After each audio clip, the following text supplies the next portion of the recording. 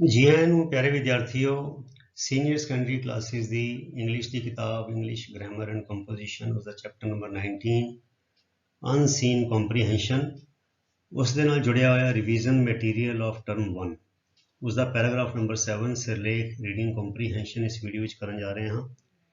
ਸੋ ਬੱਚਿਓ ਇਸ ਪੈਰਾਗ੍ਰਾਫ ਵਿੱਚ ਬੜੇ ਸਾਰੇ ਨਵੇਂ ਸ਼ਬਦ ਤੁਹਾਨੂੰ ਸੁਣਨ ਨੂੰ ਮਿਲਣਗੇ। ਸੋ ਨੋਟਬੁੱਕ ਅਤੇ ਪੈਨ ਲੈ ਲਓ, ਪੈਰਾਗ੍ਰਾਫ ਦੀ ਰੀਡਿੰਗ ਨੂੰ ਬੜੇ ਧਿਆਨ ਨਾਲ ਸੁਣੋ, ਜਿਹੜੇ ਅਰਥ ਕੀਤੇ ਜਾਣਗੇ ਉਹਨਾਂ ਨੂੰ ਵੀ ਧਿਆਨ ਦੇ ਨਾਲ ਸੁਣੋ ਤੇ ਜਿਹੜੇ ਨਵੇਂ ਸ਼ਬਦਾਂ ਦੇ ਅਰਥ ਪਤਾ ਲੱਗਣਗੇ ਉਹਨਾਂ ਨੂੰ ਤੁਸੀਂ ਨੋਟ ਡਾਊਨ ਕਰ ਲੈਣਾ ਤੇ ਬਾਅਦ ਚੋਂ ਉਹਨਾਂ ਨੂੰ ਕੰਠ ਵੀ ਕਰ ਲੈਣਾ ਹੈ।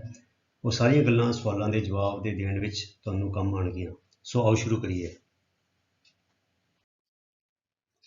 ਮੇਰੀ ਕਿਊਰੀ ਬੱਚਿਓ ਸਾਇੰਸਦਾਨ ਦਾ ਬੀਬੀ ਦਾ ਇੱਕ ਨਾਮ ਹੈਗਾ।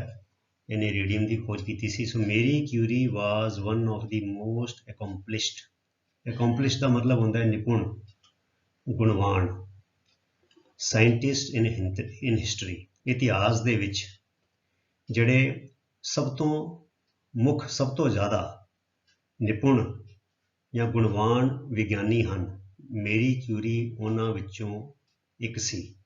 ਠੀਕ ਹੈ। ਟੂਗੈਦਰ ਵਿਦ ਹਰ ਹਸਬੈਂਡ, ਕਹਿੰਦੇ ਆਪਣੇ ਪਤੀ ਦੇ ਨਾਲ। ਪੀਅਰ ਉਹਦੇ ਹਸਬੈਂਡ ਦਾ ਨਾਮ ਸੀਗਾ। ਸ਼ੀ ਡਿਸਕਵਰਡ ਰੇਡੀਅਮ, ਉਹਨੇ ਰੇਡੀਅਮ ਇੱਕ ਜੋ ਤੱਤ ਹੈ ਉਹਦੀ ਖੋਜ ਕੀਤੀ। ਐਨ ਐਲੀਮੈਂਟ ਮਣੀ ਤੱਤ ਹੈਗਾ ਜੋ an element widely used for treating cancer.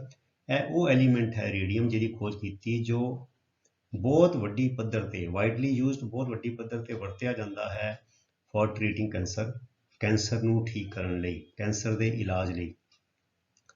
And studied, ਤੇ ਹੋਰ ਕੀ ਕੀਤਾ, ਐਂਡ ਸਟੱਡੀਡ ਯੂਰੇਨੀਅਮ, ਤੇ ਜਿਹੜਾ ਯੂਰੇਨੀਅਮ ਤੱਤ ਹੈਗਾ ਉਹਦੀ ਵੀ ਉਹਨੇ ਅੱਗੇ ਹੋਰ ਸਟੱਡੀ ਕੀਤੀ, ਹੋਰ ਖੋਜ ਕੀਤੀ। ਐਂਡ ਅਦਰ ਰੇਡੀਓ ਐਕਟਿਵ ਸਬਸਟੈਂਸਿਸ, ਤੇ ਕੁਝ ਹੋਰ ਰੇਡੀਓ ਐਕਟਿਵ ਸਬਸਟੈਂਸ ਜਿਹੜੇ ਨੇ ਜਿਨ੍ਹਾਂ ਵਿੱਚੋਂ ਰੇਡੀਓ ਐਕਟਿਵ ਕਿਰਨਾਂ ਨਿਕਲਦੀਆਂ ਨੇ ਉਹਨਾਂ ਪਦਾਰਥਾਂ ਦੀ ਵੀ ਉਹਨੇ ਸਟੱਡੀ ਕੀਤੀ। Pierre and Marie's amicable collaboration. ਹੁਣ ਐਮੀਕੇਬਲ ਸ਼ਬਦ ਹੈ ਬੱਚਿਓ, ਇਹਦਾ ਮਤਲਬ ਦੂਜਾ ਸ਼ਬਦ ਹੈਗਾ ਫਰੈਂਡਲੀ, ਲਿਖ ਲਵੋ। ਐਮੀਕੇਬਲ ਉਹਨੇ ਫਰੈਂਡਲੀ, ਦੋਸਤਾਨਾ। ਠੀਕ ਹੈ। ਕੋਲੈਬੋਰੇਸ਼ਨ ਹੁੰਦਾ ਹੈ ਮਿਲ ਵਰਤਣ, ਸਹਿਯੋਗ ਜਾਂ ਸਾਂਝ। ਸੋ ਕਹਿੰਦੇ ਪੀਅਰ ਅਤੇ ਮੇਰੀ ਦੀ ਐਮੀਕੇਬਲ ਕੋਲੈਬੋਰੇਸ਼ਨ ਅਰਥਾਤ ਦੋਸਤਾਨਾ ਸਾਂਝ, ਦੋਸਤਾਨਾ ਮਿਲਵਰਤਨ। ਲੇਟਰ ਮਗਰੋਂ ਦੀ ਹੈਲਪ, ਉਹਨੇ ਮਦਦ ਕੀਤੀ ਇਸ ਗੱਲ ਨੇ। ਟੂ ਅਨਲੌਕ ਮੈਨੇ ਖੋਲਣ ਵਿੱਚ। ਦੀ ਸੀਕ੍ਰੇਟਸ ਆਫ ਦੀ ਐਟਮ ਜਿਹੜਾ ਅਣੂ ਹੁੰਦਾ ਹੈ ਜਾਂ ਪਰਮਾਣੂ ਹੁੰਦਾ ਹੈ ਉਹਦੇ ਭੇਤ ਖੋਲਣ ਵਿੱਚ ਉਹਨਾਂ ਦੀ ਜੋ ਐਮੀਕੇਬਲ ਕੋਲੈਬੋਰੇਸ਼ਨ ਸੀ ਉਹਨੇ ਮਗਰੋਂ ਦੀ ਇਸ ਗੱਲ ਵਿੱਚ ਅਨਲੌਕਿੰਗ ਦੀ ਸੀਕ੍ਰੇਟ ਆਫ ਐਟਮ ਵਿੱਚ ਮਦਦ ਕੀਤੀ। ਅਰਥਾਤ ਉਹ ਤੋਂ ਬਾਅਦ ਵਾਲੇ ਸਾਇੰਸਦਾਨਾਂ ਨੂੰ ਇਹਨਾਂ ਦੇ ਕੀਤੇ ਕੰਮ ਦਾ ਬੜਾ ਲਾਭ ਹੋਇਆ। ਮੇਰੀ ਵਾਜ਼ ਬੋਰਨ ਇਨ 1867, 1867 ਵਿੱਚ ਮੇਰੀ ਦਾ ਜਨਮ ਹੋਇਆ ਸੀ। ਇਨ ਵਾਰਸ਼ਾ, ਇਹ ਜਗ੍ਹਾ ਦਾ ਨਾਮ ਹੈ ਵਾਰਸ਼ਾ, ਪੋਲੈਂਡ ਵਿੱਚ। ਪੋਲੈਂਡ ਇੱਕ ਦੇਸ਼ ਦਾ ਨਾਮ ਹੈ ਤੇ ਪੋਲੈਂਡ ਦੇ ਵਿੱਚ ਇੱਕ ਜਗ੍ਹਾ ਹੈ ਵਾਰਸ਼ਾ, ਉੱਥੇ ਇਹਦਾ ਜਨਮ ਹੋਇਆ। Where her father was a professor of physics, ਉੱਥੇ ਵਾਰਸ਼ਾ ਵਿੱਚ ਉਹਦਾ ਪਿਤਾ ਜੀ, ਮੇਰੀ ਦੇ ਪਿਤਾ ਜੀ ਫਿਜ਼ਿਕਸ ਦੇ ਭੌਤਿਕ ਗਿਆਨ ਦੇ ਪ੍ਰੋਫੈਸਰ ਸਨ। ਐਟ ਐਨ ਅਰਲੀ ਏਜ ਮਤਲਬ ਕਿ ਬਚਪਨ ਵਿੱਚ ਹੀ, ਸ਼ੁਰੂ ਵਿੱਚ ਹੀ। She displayed a brilliant mind ਮਾਨੇ ਰੋਸ਼ਨ ਦਿਮਾਗ, ਬੜਾ ਤੇਜ਼ ਦਿਮਾਗ। ਐਂਡ ਬਲਾਈਥ ਹੁੰਦਾ ਬੱਚਿਓ, ਲਿਖ ਲਵੋ, ਲਾਈਟ ਹਾਰਟਡ। ਕੇਅਰ ਫਰੀ, ਬੇਪਰਵਾਹ ਅਰਥਾਤ ਮੌਜ ਮਸਤੀ, ਜਿਹਦੇ ਵਿੱਚ ਕੋਈ ਟੈਨਸ਼ਨ ਵਾਲੀ ਜ਼ਿੰਦਗੀ 'ਚ ਟੈਨਸ਼ਨ ਚਿੰਤਾਵਾਂ ਤੋਂ ਮੁਕਤ। ਪਰਸਨੈਲਿਟੀ ਮਾਨੇ ਸ਼ਖਸੀਅਤ, ਅਰਥਾਤ ਉਹਨੇ ਬਚਪਨ ਵਿੱਚ ਹੀ ਇੱਕ ਬਲਾਈਥ ਪਰਸਨੈਲਿਟੀ, ਕੇਅਰ ਫਰੀ ਬੇਪਰਵਾਹ ਸ਼ਖਸੀਅਤ ਅਤੇ ਰੋਸ਼ਨ ਦਿਮਾਗ ਦੀ ਉਹਨੇ ਪ੍ਰਗਟਾਵਾ ਕੀਤਾ। ਅਰਥਾਤ ਉਹਦੇ 'ਚ ਗੁਣ ਝਲਕਦੇ ਸੀਗੇ ਉਹਦੇ ਬਚਪਨ ਵਿੱਚ ਹੀ। ਹਰ ਗ੍ਰੇਟ ਐਗਜ਼ੂਬਰੈਂਸ ਹੁੰਦਾ, ਇਹ ਵੀ ਲਿਖ ਲਓ, ਐਗਜ਼ੂਬਰੈਂਸ ਹੁੰਦਾ ਹੈ ਬਹੁਤਾਤ, ਭਰਪੂਰਤਾ ਜਾਂ ਚਾਅ। ਫॉर ਲਰਨਿੰਗ, ਸਿੱਖਣ ਵਾਸਤੇ, ਅਰਥਾਤ ਉਹਦੇ ਵਿੱਚ ਸਿੱਖਣ ਦਾ ਬੜਾ ਚਾਅ ਸੀ, ਬਹੁਤ ਜ਼ਿਆਦਾ ਚਾਅ ਸੀ, ਬੜੀ ਜ਼ਿਆਦਾ ਭਰਪੂਰਤਾ ਸੀ ਉਹ 'ਚ, ਜਗਿਆਸਾ ਸਿੱਖਣ ਦੀ, ਅੱਗੇ ਵਧਣ ਦੀ, ਇਹ ਉਹ 'ਚ ਚਾਅ ਬੜਾ ਸੀ। ਐਗਜ਼ੂਬਰੈਂਸ ਦਾ ਮਤਲਬ ਹੁੰਦਾ ਭਰਪੂਰਤਾ, ਬਹੁਤਾਤ। ਪ੍ਰੋਮਪਟਡ ਹਰ ਮੈਨੇ ਉਹਨੂੰ ਪ੍ਰੇਰਿਆ, ਉਹਨੂੰ ਜਿੱਦਾਂ ਉਸ ਪਾਸੇ ਧੱਕਿਆ। ਕਿਹਦੇ ਪਾਸੇ? To continue with studies after high school, ਵੀ ਉਹ ਹਾਈ ਸਕੂਲ ਮੁਕਾਮ ਤੋਂ ਬਾਅਦ ਵੀ ਆਪਣੀ ਪੜ੍ਹਾਈ ਜਾਰੀ ਰੱਖੇ। ਕਿਉਂ ਜਾਰੀ ਰੱਖੇ? ਕਿਹੜੀ ਗੱਲ ਨੇ? ਹਰ ਐਗਜ਼ੂਬਰੈਂਸ ਫॉर ਲਰਨਿੰਗ, ਉਹਦਾ ਜਿਹੜਾ ਸਿੱਖਣ ਦਾ ਚਾਅ ਸੀ ਉਹਨੇ ਉਸਨੂੰ ਪੜ੍ਹਾਈ ਜਾਰੀ ਰੱਖਣ ਲਈ ਹਾਈ ਸਕੂਲ ਦੀ ਪੜ੍ਹਾਈ ਤੋਂ ਬਾਅਦ ਵੀ ਉਹਨੂੰ ਪ੍ਰੇਰਿਆ। She became disgruntled. डिसग्रंटल्ड का मतलब होंदा है ना खुश या गुस्से या संतोख तो भी होना, जिहड़ा बंदा है उन्होंने कहते डिसग्रंटल, दुखी, गुस्से या ना खुश होए। शी बिकेम डिसग्रंटल्ड, भी ना खुश होई, वो इस गल तो गुस्से होई। हाउएवर, पर वैन शी लर्नड, जद उन्होंने पता लगा that the university in Warsaw was close to women, जद उन्होंने पता लगा कि वारशा की जी यूनिवर्सिटी है वो औरतों लिए बंद सी, अर्थात औरतों को उत्थे पढ़न की इजाजत नहीं सी। इस गल तो डिसग्रंटल्ड, वो बड़ी दुखी हुई, बड़ी नाखुश हुई, गुस्से हुई। ठीक है, क्योंकि वो पढ़ना चाहती सी, कि यूनिवर्सिटी जाना चाहती सी, पर उस वेले वारशा की यूनिवर्सिटी जिहड़ी सी ਉਹਦੇ ਵਿੱਚ औरतों का दाखला बंद सी। शी डेफिनेटली मैंने बगावती सुर विच, अर्थात जिहड़ी अथॉरिटीज़ होंदियां ने, जिहड़े बंदे मुखी होंदे ने, वो प्रशासन जिहड़े सीगे उन्हां दी गल दी परवाह ना कीती, अवग्या करते हुए, बल्कि उन्हां दा चैलेंज कबूल करते हुए कि तुसीं जे यूनिवर्सिटी च मैनूं एडमिशन नहीं दिंदे, कोई गल नहीं। शी डेफिनेटली लेफ्ट पोलैंड, उन्हें इदां बड़ा चैलेंज कबूल करके, वंगार कबूल करके बगावती सुर दे विच पोलैंड छड़ दिता, क्योंकि पोलैंड में जम्मी सीगी। एंड इन 1991 ਅਤੇ 1891 ਵਿੱਚ ਐਂਟਰ ਦੀ ਸੋਰਬੋਨ, ਆ ਫ੍ਰੈਂਚ ਯੂਨੀਵਰਸਿਟੀ, ਤੇ ਫਰਾਂਸ ਵਿੱਚ ਜਾ ਕੇ ਫ੍ਰੈਂਚ ਯੂਨੀਵਰਸਿਟੀ ਸੋਰਬੋਨ ਵਿੱਚ ਉਹਨੇ ਦਾਖਲਾ ਲੈ ਲਿਆ। ਵੇਅਰ ਸ਼ੀ ਅਰਨਡ ਹਰ ਮਾਸਟਰਸ ਡਿਗਰੀ, ਜਿੱਥੇ ਉਹਨੇ ਆਪਣੀ ਮਾਸਟਰ ਦੀ ਡਿਗਰੀ ਹਾਸਲ ਕੀਤੀ, ਐਂਡ ਦੀ ਡਾਕਟਰੇਟ ਅਤੇ ਡਾਕਟਰ ਦੀ ਡਿਗਰੀ ਹਾਸਲ ਕੀਤੀ। ਡਾਕਟਰ ਕਿਹੜੇ PhD ਹੁੰਦੇ ਨੇ, ਉਹ ਵਾਲੀ ਡਾਕਟਰ ਦੀ, ਮੈਡੀਕਲ ਡਾਕਟਰ ਨਹੀਂ, ਡਾਕਟੋਰੇਟ ਬਲਕਿ ਮਾਸਟਰ ਦੀ ਡਿਗਰੀ ਵੀ ਹਾਸਲ ਕੀਤੀ ਤੇ PhD ਵੀ ਕੀਤੀ। इन फिजिक्स, कहते फिजिक्स दे विच। मेरी वाज फॉर्चूनेट, अर्थात मेरी इस गल तो खुशकिस्मत सी, टू हैव स्टडीड, भी उन्हें उत्थे पढ़ाई की सी at the Sorbonne with some of the greatest scientist, ते उत्थे कुछ बड़े महान, सब तो महान साइंटिस्ट उस यूनिवर्सिटी विच सीगे, ते उन्हां नाल पढ़न दा उन्होंने उत्थे सुभाग प्राप्त होया। इस गलों खुशकिस्मत सी। ऑफ अ डे, अर्थात ਉਹਦੇ ਸਮੇਂ ਦੇ ਜਿਹੜੇ ਸਭ ਤੋਂ ਮਹਾਨ ਸਾਇੰਟਿਸਟ ਸੀ ਉਹਨਾਂ ਨਾਲ ਉਹਨੂੰ ਪੜ੍ਹਨ ਦਾ ਮੌਕਾ ਮਿਲਿਆ। One of whom was Pierre Curie, ਉਹਨਾਂ ਵਿੱਚੋਂ ਇੱਕ ਜਿਹੜਾ ਸੀਗਾ ਉਹ ਸੀ ਪੀਅਰ ਕਿਊਰੀ, ਜਿਹਦੇ ਨਾਲ ਬਾਅਦ 'ਚ ਉਹਦਾ ਵਿਆਹ ਹੋਇਆ। ਇਹ ਦੇਖੋ, ਮੇਰੀ ਐਂਡ ਪੀਅਰੀ ਵਰ ਮੈਰਿਡ ਇਨ 1895, ਤੇ ਮੇਰੀ ਐਂਡ ਪੀਅਰ ਜਿਹੜੇ ਨੇ ਉਹ 1895 ਵਿੱਚ ਉਹਨਾਂ ਦਾ ਵਿਆਹ ਹੋਇਆ। ਐਂਡ ਸਪੈਂਟ ਮੈਨੀ ਪ੍ਰੋਡਕਟਿਵ ਈਅਰਸ, ਅਤੇ ਫਿਰ ਉਹਨਾਂ ਨੇ ਬਹੁਤ ਸਾਰੇ ਪ੍ਰੋਡਕਟਿਵ ਮੈਨੇ ਮਤਲਬ ਕਿ ਲਾਹੇਵੰਦ, ਵਧੀਆ ਵਾਲੇ, ਜਿਹ 'ਚ ਕੋਈ ਉਪਜ ਹੋਈ ਹੋਵੇ, ਕੋਈ ਫਾਇਦਾ ਹੋਇਆ ਹੋਵੇ, ਲਾਭ ਪ੍ਰਾਪਤ ਹੋਇਆ ਹੋਵੇ, ਈਅਰਸ, ਬੜੇ ਸਾਰੇ ਸਾਲ ਉਹਨਾਂ ਨੇ ਬਿਤਾਏ ਵਰਕਿੰਗ ਟੂਗੈਦਰ, ਇਕੱਠੇ ਕੰਮ ਕਰਦੇ ਹੋਏ, ਇਨ ਦੀ ਫਿਜ਼ਿਕਸ ਲੈਬੋਰੇਟਰੀ, ਭੌਤਿਕ ਗਿਆਨ ਦੀ ਪ੍ਰਯੋਗਸ਼ਾਲਾ ਵਿੱਚ ਕੰਮ ਕਰਦੇ ਹੋਏ। ਅ ਸ਼ਾਰਟ ਟਾਈਮ ਆਫਟਰ, ਅਰਥਾਤ ਕੁਝ ਸਮੇਂ ਮਗਰੋਂ, ਦੇ ਡਿਸਕਵਰਡ ਰੇਡੀਅਮ, ਤੇ ਉਹਨਾਂ ਨੇ ਰੇਡੀਅਮ ਜੋ ਤੱਤ ਸੀ, ਐਲੀਮੈਂਟ ਸੀ, ਉਹਦੀ ਖੋਜ ਕੀਤੀ। Peer was killed bye a horse drawn, horse drone ਮਾਨੇ ਘੋੜੇ ਵੱਲੋਂ ਖਿੱਚੀ ਜਾਂਦੀ, ਵੈਗਨ ਮਾਨੇ ਬੱਗੀ, ਅਰਥਾਤ ਇਹ ਟਾਂਗਾ ਕਹਿ ਸਕਦੇ ਹਾਂ। ਪੰਜਾਬੀ ਵਿੱਚ ਪੂਰੇ ਨੂੰ ਅਸੀਂ ਹਾਰਸ ਡਰੋਨ ਵੈਗਨ ਨੂੰ ਕਹਾਂਗੇ ਟਾਂਗਾ। ਠੀਕ ਹੈ, ਵਾਜ਼ ਕਿਲਡ ਬਾਏ ਅ ਟਾਂਗਾ ਇਨ 1906, 1906 ਵਿੱਚ ਉਹਦਾ ਟਾਂਗੇ ਨੇ ਕਿਤੇ ਉਹਨੂੰ ਮਾਰਤਾ ਹੋਣਾ ਸੜਕ ਜਾਂਦੇ, ਉਹ ਡਿੱਗਿਆ, ਸੱਟ ਲੱਗੀ ਤੇ ਉਹਦੀ ਡੈਥ ਹੋ ਗਈ।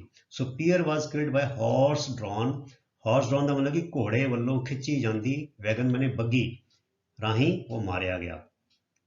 ਮੇਰੀ ਵਾਜ਼ ਸਟਨਡ ਬਾਏ ਦਿਸ ਹੌਰੀਬਲ, ਹੌਰੀਬਲ ਮਾਨੇ ਭੈੜਾ, ਡਰਾਉਣਾ, ਭਿਅੰਕਰ, ਮਿਸਫੋਰਚੂਨ ਮਾਨੇ ਮੁਸੀਬਤ, ਹਾਦਸਾ ਜਿਹੜਾ ਹੋਇਆ ਸੀਗਾ, ਇਹ ਬੜੇ ਭਿਅੰਕਰ ਜਿਹੜੀ ਬਦਕਿਸਮਤੀ ਸੀ, ਉਹਦੇ ਨਾਲ ਸਟੰਡ ਮੈਨੇ ਸੁੰਨ ਹੋ ਗਈ ਇੱਕੋਦਮ, ਤੇ ਇੱਕੋਦਮ ਉਹ 'ਤੇ ਬੜਾ ਮਾੜਾ ਅਸਰ ਪਿਆ, ਉਹਨੂੰ ਸ਼ੌਕ ਲੱਗਾ, ਸਟੰਡ ਹੋ ਗਈ। ਐਂਡ ਇੰਡਿਓਰਡ ਮੈਨੇ ਉਹਨੇ ਝੱਲਿਆ।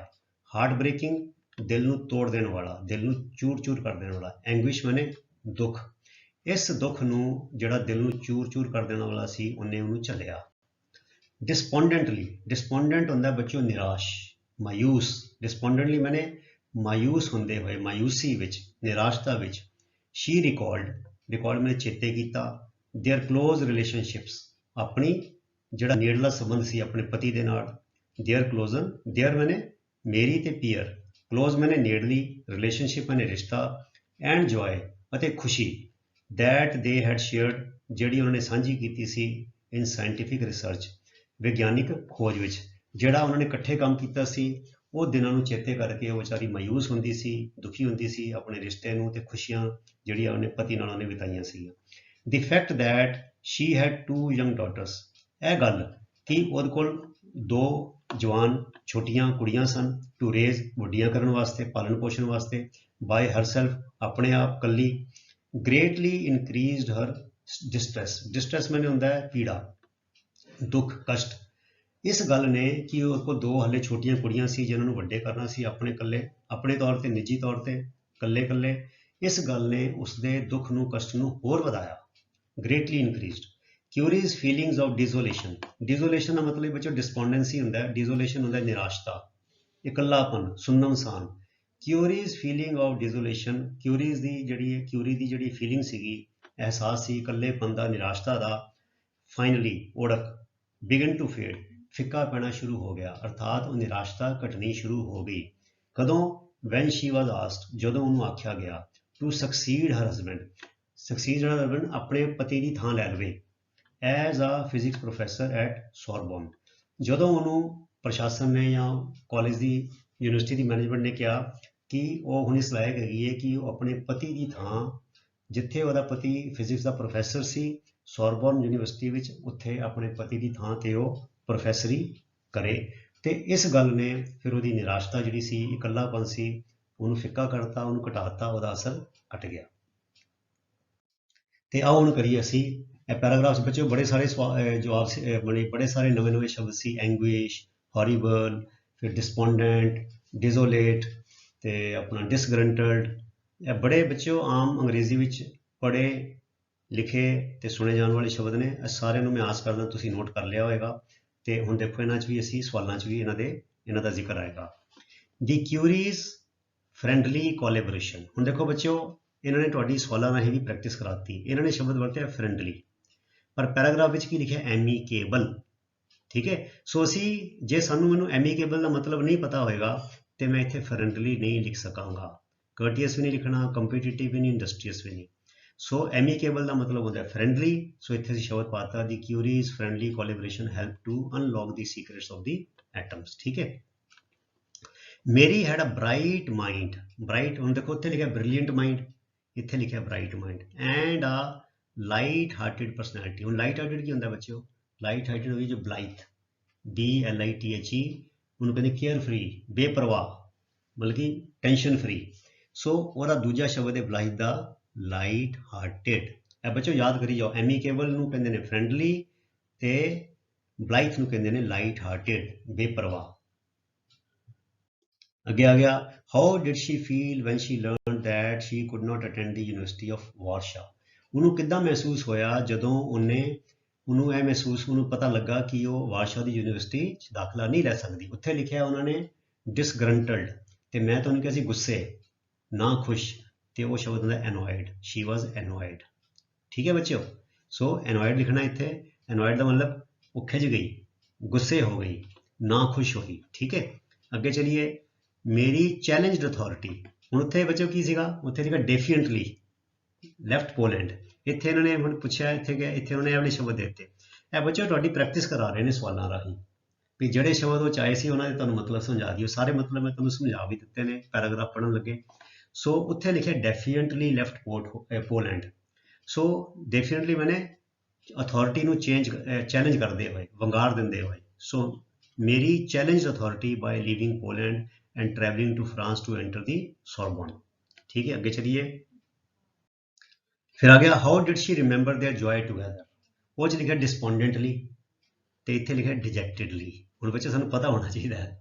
ਠੀਕ ਹੈ, ਸੋ ਇਹ ਡਿਜੈਕਟਿਡਲੀ ਕੀ ਹੈਗਾ ਬੱਚਿਓ? ਇਹ ਡਿਸਪੋਂਡੈਂਟਲੀ ਦਾ ਸਿਨੋਨਿਮ ਹੈਗਾ, ਉਹਦਾ ਸਮਾਨਾਰਥਕ ਸ਼ਬਦ ਹੈਗਾ। ਸਾਰੀ ਗੱਲਾਂ ਨੋਟ ਕਰੀ ਜਾਓ, ਤੁਹਾਡੇ ਸ਼ਬਦਾਂ ਦੇ ਭੰਡਾਰ 'ਚ ਵਾਧਾ ਹੋਏਗਾ। ਸੋ ਡਿਸਪੋਂਡੈਂਟਲੀ ਦਾ ਦੂਜਾ ਅਗਰ ਜੇ ਸ਼ਬਦ ਵਰਤਣਾ ਹੋਵੇ, ਅਸੀਂ ਸੈਡਲੀ ਵੀ ਕਹਿ ਸਕਦੇ ਹਾਂ ਤੇ ਡਿਜੈਕਟਿਡਲੀ ਵੀ ਕਹਿ ਸਕਦੇ ਹਾਂ। ਡਿਜੈਕਟਿਡਲੀ ਬਣੇ ਮਾਯੂਸੀ ਵਿੱਚ। ਠੀਕ ਹੈ, ਫਿਰ ਹਰ ਡੈਜ਼ੋਲੇਸ਼ਨ, ਬਿਗਨ ਟੂ ਫੇਡ। ਉੱਥੇ ਕੀ ਲਿਖਿਆ? ਉੱਥੇ ਲਿਖਿਆ ਉਹਨਾਂ ਨੇ ਸ਼ਾਇਦ, ਉੱਥੇ ਡੈਜ਼ੋਲੇਸ਼ਨ ਹੀ ਹੈ ਸ਼ਾਇਦ, ਉੱਥੇ desolation. Her desolation began to fade when she returned to the Sorbonne to succeed her husband. ਉਹਦੀ ਡੈਜ਼ੋਲੇਸ਼ਨ, ਉਹਦੀ ਜੋ ਨਿਰਾਸ਼ਤਾ ਸੀ, ਉਹਦਾ ਇਕੱਲਾਪਨ ਸੀ, ਉਹ ਫਿੱਕਾ ਪੈਣਾ ਸ਼ੁਰੂ ਹੋ ਗਿਆ। ਫਿਰ ਆ ਗਿਆ, Marie Curie was one of the most accomplished. ਇਹ ਬੱਚਿਓ ਸਟਾਰਟਿੰਗ ਵਿੱਚ ਹੀ ਲਿਖਿਆ ਹੈ, Marie Curie was one of the most accomplished scientist in history. ਠੀਕ ਹੈ, ਇਹ ਤਾਂ ਅਸੀਂ ਲਿਖ ਸਕਾਂਗੇ ਜੇ ਅਸੀਂ ਪੈਰਾਗ੍ਰਾਫ ਨੂੰ ਬੜੇ ਸਹਿਜ ਨਾਲ, ਧਿਆਨ ਨਾਲ, ਤਵੱਜੋ ਦੇ ਕੇ ਪੜ੍ਹਿਆ ਹੋਏਗਾ। ਅਗਲੇ ਆ ਗਏ ਜੀ, ਆਖਰੀ question. We appreciate their help and concern in this horrible disaster. Horrible ਕਿਹੜਾ ਹੁੰਦਾ? ਭੈੜਾ, ਭਿਅੰਕਰ, ਭਿਆਨਕ, ਡਰਾਉਣਾ। ਡਿਜ਼ਾਸਟਰ ਮੈਨੇ ਹੁੰਦਾ ਹਾਦਸਾ, ਮਤਲਬ ਵਿਪਦਾ। ਡਿਜ਼ਾਸਟਰ ਅਸੀਂ ਕਹਿੰਦੇ ਵਿਪਦਾ ਕਹਿ ਸਕਦੇ ਹਾਂ। ਠੀਕ ਹੈ, ਸੋ ਵਿਪਦਾ ਕਦੀ ਚੇਅਰਫੁਲ ਥੋੜੀ ਹੁੰਦੀ ਹੈ, ਪਾਵਰਫੁਲ ਵੀ ਨਹੀਂ ਹੁੰਦੀ, ਫਾਈਨ ਵੀ ਨਹੀਂ ਹੁੰਦੀ, ਹੌਰੀਬਲ ਹੁੰਦੀ ਹੈ। ਠੀਕ ਹੈ, ਭਿਅੰਕਰ, ਵਿਪਦਾ। Give the ਸਿਨੋਨਿਮ of ਮਿਸਫੋਰਚੂਨ। ਸਿਨੋਨਿਮ ਕੀ ਹੁੰਦਾ? ਸਮਾਨਾਰਥਕ ਸ਼ਬਦ। ਮਿਸਫੋਰਚੂਨ ਦਾ ਸਮਾਨਾਰਥਕ ਸ਼ਬਦ ਦੱਸੋ। ਸੋ ਮਿਸਫੋਰਚੂਨ ਮੈਨੇ ਹੁੰਦਾ ਬੱਚਿਓ ਲੱਕ, ਕਿਸਮਤ। ਮਿਸਫੋਰਚੂਨ ਮਾੜੀ ਕਿਸਮਤ, ਸੋ ਬੈਡ ਲੱਕ। ਠੀਕ ਹੈ, ਗਿਵ ਦੀ ਐਂਟੋਨਿਮ ਆਫ ਫੋਰਚੂਨੇਟ। ਐਂਟੋਨਿਮ ਹੁੰਦਾ ਬੱਚਿਓ ਵਿਰੋਧੀ ਅਰਥ ਵਾਲਾ ਸ਼ਬਦ। ਸੋ ਫੋਰਚੂਨੇਟ ਕਿਹੜਾ ਹੁੰਦਾ? ਕਿਸਮਤ ਵਾਲਾ, ਖੁਸ਼ਕਿਸਮਤ। ਤੇ ਖੁਸ਼ਕਿਸਮਤ ਦਾ ਉਲਟਾ ਕੀ ਹੋ ਜਾਏਗਾ? ਬਦਕਿਸਮਤ। ਸੋ ਬਦਕਿਸਮਤ ਹੋ ਗਿਆ, ਅਨ ਲੱਗ ਜਾਏਗਾ ਅੱਗੇ, ਅਨਫੋਰਚੂਨੇਟ। ਸੋ ਫੋਰਚੂਨੇਟ ਕਿਸਮਤ ਵਾਲਾ, ਅਨਫੋਰਚੂਨੇਟ ਭੈੜੀ ਕਿਸਮਤ ਵਾਲਾ, ਜਾਂ ਅਨਫੋਰਚੂਨੇਟ ਬਦਕਿਸਮਤ, ਫੋਰਚੂਨੇਟ ਖੁਸ਼ਕਿਸਮਤ। ਸੋ ਐਸੀ ਪਿਆਰੇ ਵਿਦਿਆਰਥੀਓ ਤੁਹਾਡਾ ਪੈਰਾਗ੍ਰਾਫ ਨੰਬਰ 7। ਸੋ ਇਸੇ ਤਰ੍ਹਾਂ ਨੇਮ ਦੇ ਨਾਲ, ਅਨੁਸ਼ਾਸਨ ਨਾਲ ਆਪਣੀ ਪੜ੍ਹਾਈ ਕਰੀ ਚਲੋ, ਤੇ ਅਗਲੇ ਵੀਡੀਓ ਤੱਕ ਲਈ ਗੁੱਡ ਬਾਏ। ਤੁਹਾਡਾ ਸਾਰਿਆਂ ਦਾ ਬਹੁਤ ਬਹੁਤ ਧੰਨਵਾਦ। ਰੱਬ ਰਾਖਾ। Thank you very much.